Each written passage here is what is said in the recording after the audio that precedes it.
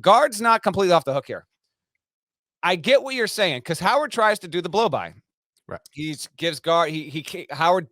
He has to say something, so he says it, and then Greg wants to be like, whoa. Okay, hold on here. Greg touches him first. Now Howard immediately points at him and gets right up in Guard too. So it's right like that. But Guard touches him first, and then there's a video I tweeted out. We're not going to play it on the podcast because it's a ton of profanity. You can hear Juwan Howard saying "Don't effing touch me" like 5 times in a row, and you can clearly understand why Juwan Howard doesn't want. It's not that Juwan Howard is afraid of Greg Gard or anything like that. Just get your hands off of him. And Guard's trying to almost calm Howard down. That point has long since passed.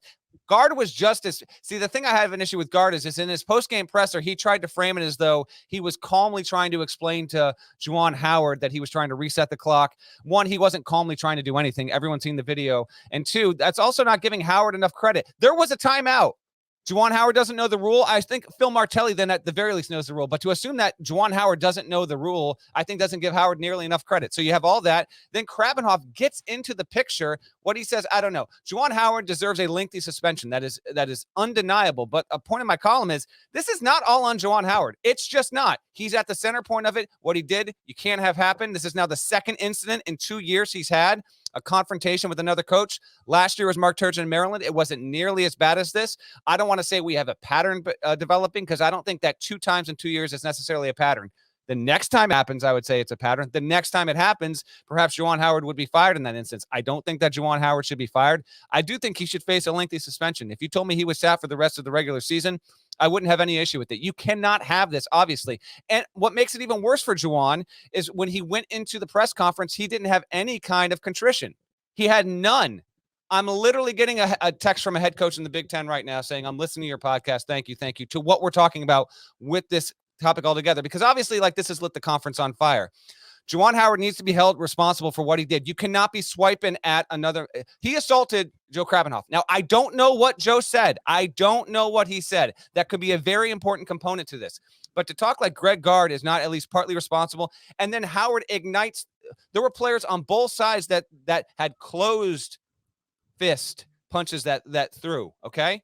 Not that I don't know. I doesn't sit well with me that this is suddenly just all on Juwan Howard because he was the one that really struck first. I get it. He deserves a serious punishment, but it's just not all on him. If Greg Gard had let him just go by, just take the win, man. Just take the win. You're at home. Let him walk by. Let Howard say his piece. You don't need to stop him and say, here's the deal, man.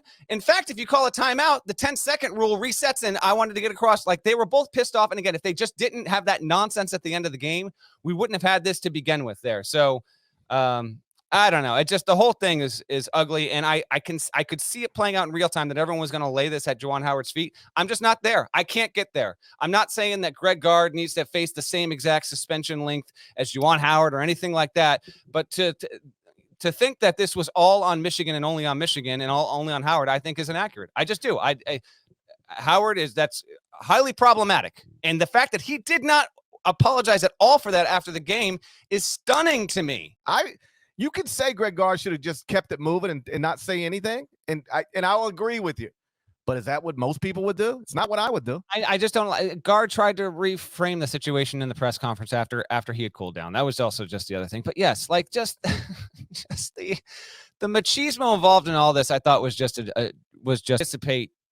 I don't anticipate Gard will face a suspension of any kind. But I hear what you're saying. I do hear what you're saying on that, Nada. And there are certain perspectives that, frankly, Parrish and I don't have that we need to be empathetic to and respectful of. So I wanted to give you voice to that as well, because I think that's also an important component of the confrontation and how it played out.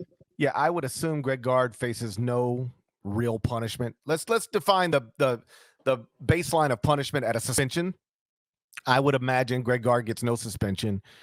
The players who threw punches on video, they're going to face a suspension.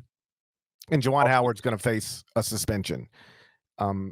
I think it stopped short of termination, although there were plenty of people, even legitimate media, not just randoms, but people who have real jobs in media saying that he should be terminated for what he did. I'll stop short of that. I don't like I'm not there. Yeah, I'm not. Yeah, I don't like throwing around termination for one bad moment, although I recognize, like, by definition, one bad moment could lead to life in prison, right?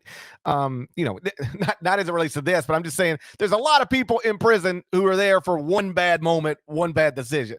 I'll stop short of Juwan Howard should be fired. I'm not going to go there, but does he deserve to be punished in some way? Yes. And I'm assuming he will. And the fact that his athletic director pretty quickly came out with a statement that wasn't really trying to, weave here and weave there. It was like, hey, the statement more or less was, I'm paraphrasing here, but like, whatever led to this. There's no excuse. I got it. There's no excuse for that. I'll let you read. Manual says there is no excuse for any of our staff or student athletes to get into a physical altercation with others, regardless of instigating factors. I reached out and apologized to Chris McIntosh and President Coleman. They're with Wisconsin.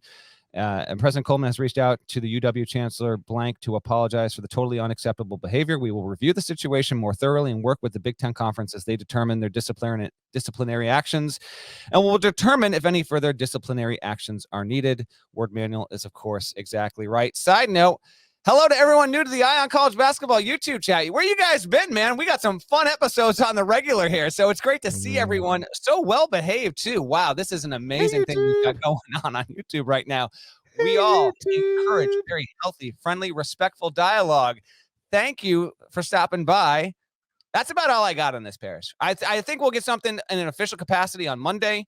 Hell, maybe we'll get something late Sunday, but I bet you the Big Ten comes down on this on Monday. Michigan's next game is at home against Rutgers on Wednesday. That's when we'll get all disciplinary action. Oh, by the way, Michigan's next 4 games are all at home.